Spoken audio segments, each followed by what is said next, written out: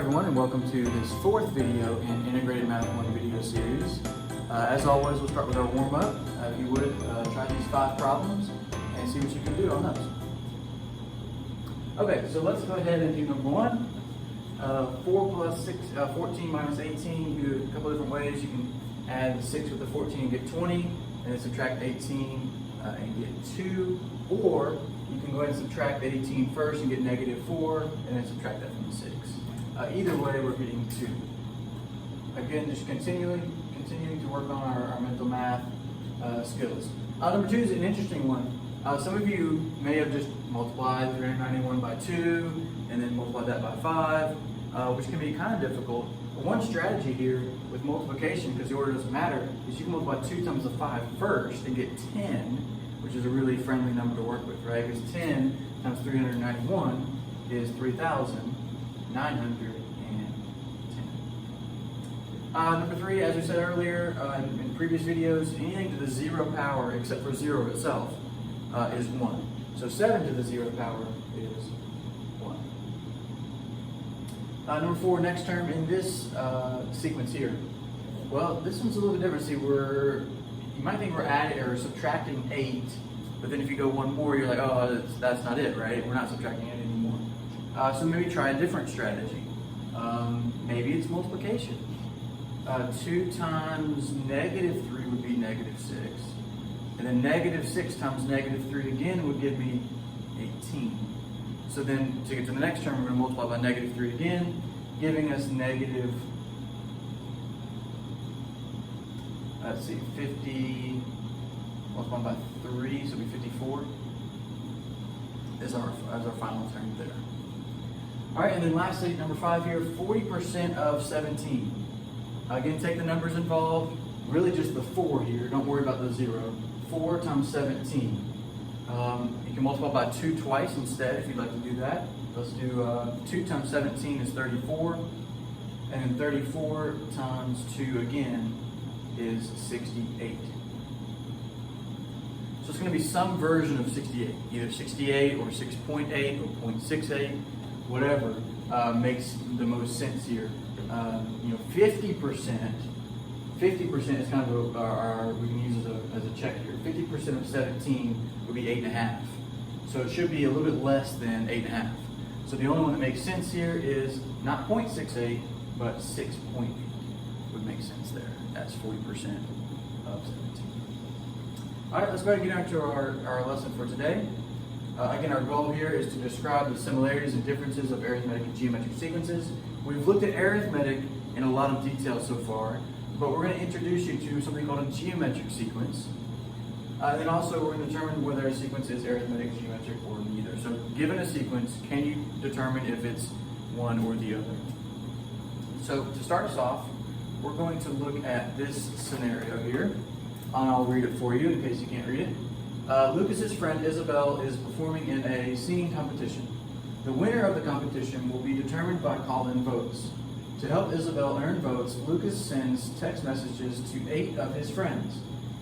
He then asks each of his 8 friends to send text to 8 more friends, and asks his friends to ask each of their friends to send 8 texts. He is hoping that this pattern will continue and that many people will receive text messages telling them to vote for Isabel. Let's call each set of text messages a round of texts, where Lucas's messages are the first round, and then Lucas's friends' messages are the second round, and so on. Let's assume that no one sends texts to the same person. So, notice there's no question here. So let's just take a minute and what are you wondering about this scenario? Anything? Maybe what would be a possible question to ask? Yes? Maybe how many, after a certain amount of rounds, how many messages are there? Yeah, after a certain number of rounds, how many messages have been sent? Yeah, good. What equation can you make to represent the situation? Oh yes, is there an equation that we can come up with, like a formula like we've been coming up with arithmetic sequences in our previous video? Is there one to come up with for here to describe this pattern? Anything else you ever think about? Okay, so let's do that. Let's do both of those things. Let's see what number of text messages have been sent after a certain number of rounds. So maybe you can plot out like a sequence of numbers here representing how many are sent each round. And then see if we can come up with a formula for this. So take a few minutes to at least jot down your initial thoughts and see if you can come up with some ideas for this scenario. Okay, so if you were able to explore this task a little bit, if you look at the first round, there are 8 text messages sent to Lucas's friends. And then those 8 people each send 8 themselves in the next round. So each one of those 8 send 8 themselves. So you actually have 8 sets of 8. So in the next round, there's 64 text messages sent. And then in the round after that, all 64 of these people send 8 more. Each one does. And so you have 512 text messages sent on the third round. So a couple things we want to do here. One is thinking about what's happening here. And then secondly, see if we can come up with a formula for it. So if you think about what we're doing here, since we're each one is sending 8 more, we're from 8 to 64, we're multiplying by 8. And then 64 times 8 is 512. And the next one will be times 8 again, and so on. So we're multiplying by 8 each time. So we have repeated multiplication. If you refer back to arithmetic sequences in our previous videos, that's been repeated addition. Now we're talking about repeated multiplication. And so we want to think about a formula that we can come up with for this. Keep in mind, in this unit, the focus is really arithmetic sequences. However, I want to expose you to geometric sequences as well, so you have something to compare it to. So in this scenario, we have 8, and then the next one, this in blue here, we have 8, and then the next one's 8 times 8. And I'm going to go ahead and say it's to the first power, just so we can see a pattern here in just a minute. So this is 8 times 8 to the first. 8 times 8 is 64, right? And then we're going to multiply 8 by 8 one more time in the next one. So we're going to have 8 times 8 times 8, or 8 squared. Right? So this is 64 times 8 again is 512. So we're each time we're multiplying by 8 one more time. So what's going to happen is this exponent is going to continue to increase every time. So in the next one, it would be 8 times 8 to the third, and so on. And keep in mind here, this is our first term, this is our second term, third term, and what would be our fourth term. So let's see if we can come up with a general formula for this. So if we think about, we have a sub n. Sometimes they use g for geometric, but we'll stay consistent with a sub n. Equals, what's staying consistent each time? Yeah, the 8 out in front. And the 8 inside the parentheses, right? What's changing? Yeah, the exponent, right? The exponent's changing. So let's see if we can figure out how the exponent relates to the term number. So for the second term, the exponent was 1. The third term, the exponent was 2. The fourth term, the exponent was 3. How does that relate? 1 less, just like arithmetic sequences, right? So it's 8 times 8 to the n minus 1. Now you're probably wondering, could we have just combined these to be 8 cubed, or combined these to be 8 to the fourth? And the answer is yes. But I want you to point out here is the first term is not always going to match the number you're multiplying by each time. So the first term is 8, and what we call the common ratio, or whatever we're multiplying by each time, is also 8. That will not always be the case. So I wanted to keep those separate here and here, so that we can find out this general format for the formula for a geometric sequence. So in general, we have a sub n equals 8. This 8 was the first term, right? So a1 times this 8 represented the 8 that you're multiplying by each time. That's the common ratio. We'll call that r, and it will always be to the n minus 1. So that's the general format for the formula for a geometric sequence. So again, some similarities and differences here. Arithmetic sequences, you're repeated addition each time, whereas geometric sequence, you're repeated multiplication each time. Even if you're dividing by a number, still think of it as multiplication. For example, let's say we have 16 and we're dividing by 2 each time. So the next one would be 8, the next one would be 4, 2, 1, 0.5, and so on. So if we were to come up with a formula for this, it would be a sub n equals, the first term is 16 times, what's the common ratio? Any guesses? I mean, you might think dividing by 2, but again, think of it as multiplication. What are we multiplying by? 1/2, right? So it's really 1/2 is our common ratio here. To the n minus 1. So again, first term times common ratio to the n minus 1 power. So if we're decreasing now, that doesn't mean the common ratio is negative. That means the common ratio is going to be less than 1, but above 0. And so you'll put that in there. Can you have a negative common ratio? Let's see. Remember this example in the warm-up here? The common ratio here was what? Yeah, -3. So let's see. Can we represent this? It'd be a sub n equals 2 times what goes in the parentheses? -3 to the n minus 1. So the answer is yes, you can have a negative ratio, and that's what it looks like. It alternates plus, minus, plus, minus, plus, minus. That's how you know you have a negative common ratio. If all the numbers are positive or all the numbers are negative, then you know that the common ratio is still positive. Just like arithmetic sequences, we can also represent these using what we call a recursive formula. So instead of this is explicit, so we could hop to the 20th round of text messages if we wanted to. We just put 20 in for n. But let's just say we want to go to the next term, or we can do something with a recursive formula.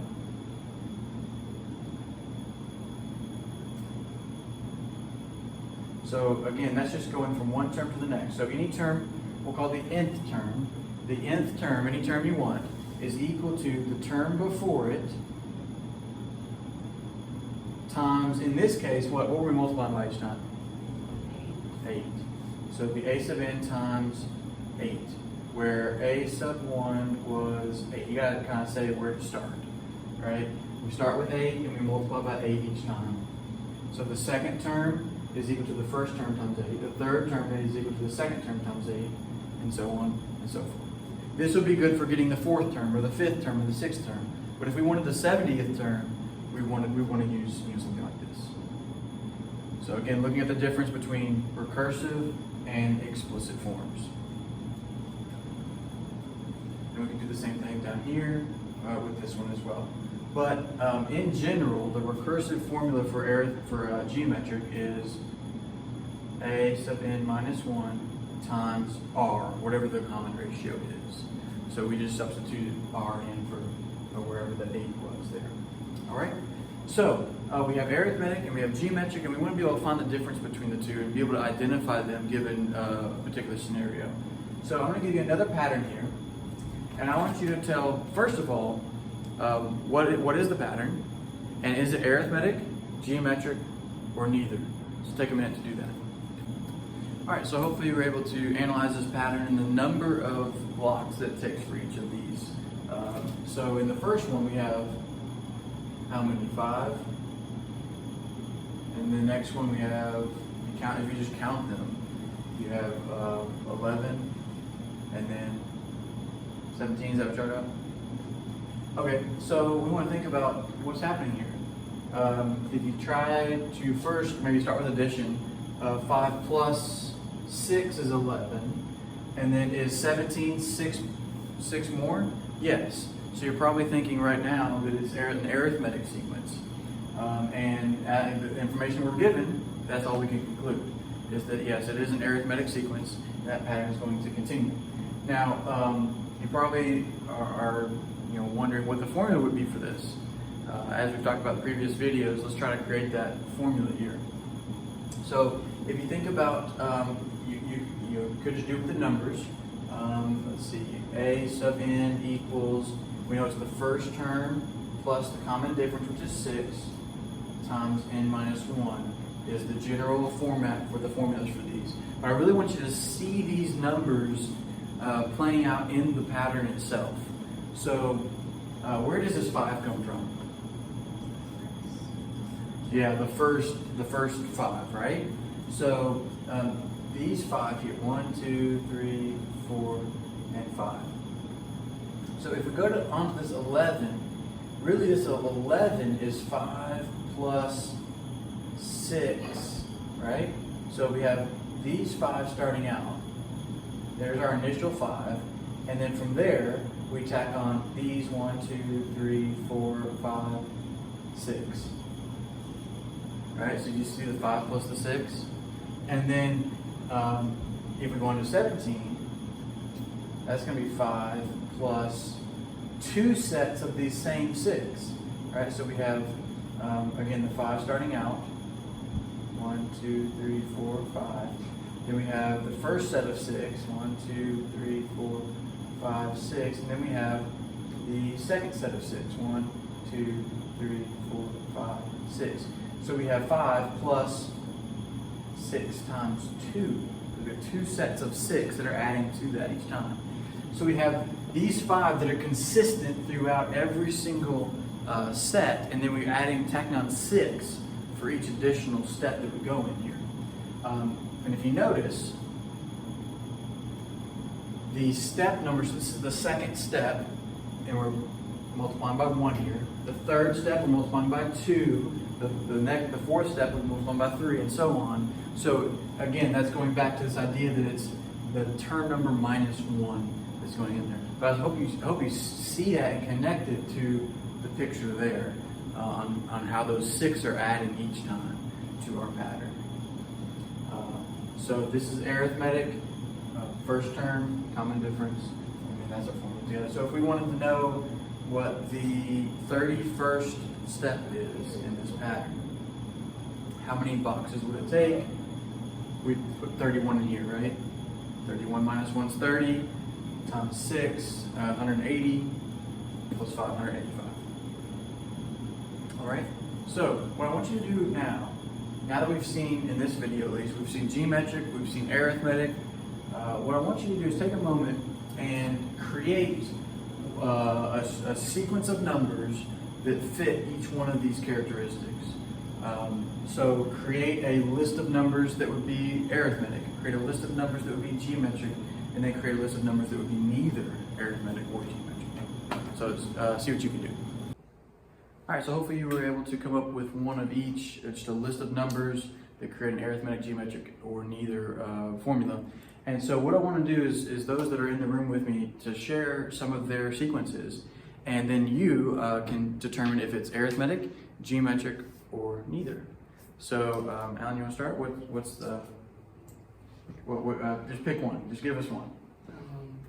4, 16, 64, 256. Okay. So you might start by thinking like maybe it's addition each time, repeated addition. So 4 plus 12 would be 16, but 12 would not be 64, right? So it's pretty clear that we're not adding 12 each time, so it's not arithmetic. So let's go to geometric then. 4 times 4 is 16, times 4 is 64, times 4 is 256. So it looks like a geometric sequence to me. So hopefully you were able to identify that. If we were to come up with a formula for this, it'd be 4 times, let's see, the common ratio is also 4 to the n minus 1 would be one version of the formula for that. All right, how about another one? 7, 10, 13, 16, 19. Okay, again, I would recommend starting to check with addition first and then go to multiplication. So we see we're adding 3, adding 3, adding 3, adding 3. So hopefully you're able to see why that's an arithmetic sequence And the formula for that would be a sub n equals 7 plus 3 times n minus 1. All right, how about another one? 1, 2, 4, 7, 11. Okay. So start with addition. It looks like we're adding 1. Adding 1 would be 3, not 4, so it's not arithmetic. How about geometric? Times 2 times 2. Oh, so you might think it's geometric, right? But you gotta check all of them. Times 2 times 2 times 2 would be 8. So this would be neither in this case, neither arithmetic nor geometric. This does not follow either one of those. So this would be a neither case. All right, maybe a couple more. You got one? 3, 7, 11, 15, 19, 23. All right, so it doesn't look like multiplication. Let's start with addition. How about 4, 4, 4, 4, up 4? So arithmetic. Yeah, arithmetic sequence. Let's see, the formula would be 3 plus, let's see, the common difference is up 4, so it'd be 4 times n minus 1. All right, and then one more. 4, 8, 12, 16,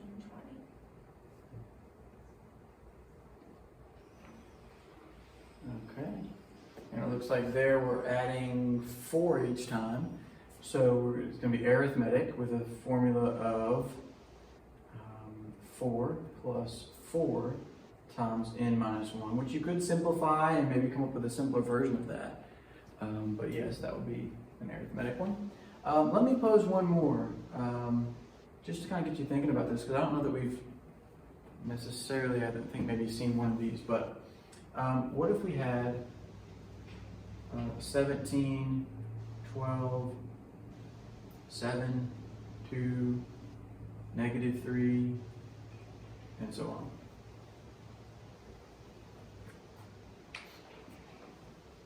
Arithmetic, geometric, or neither?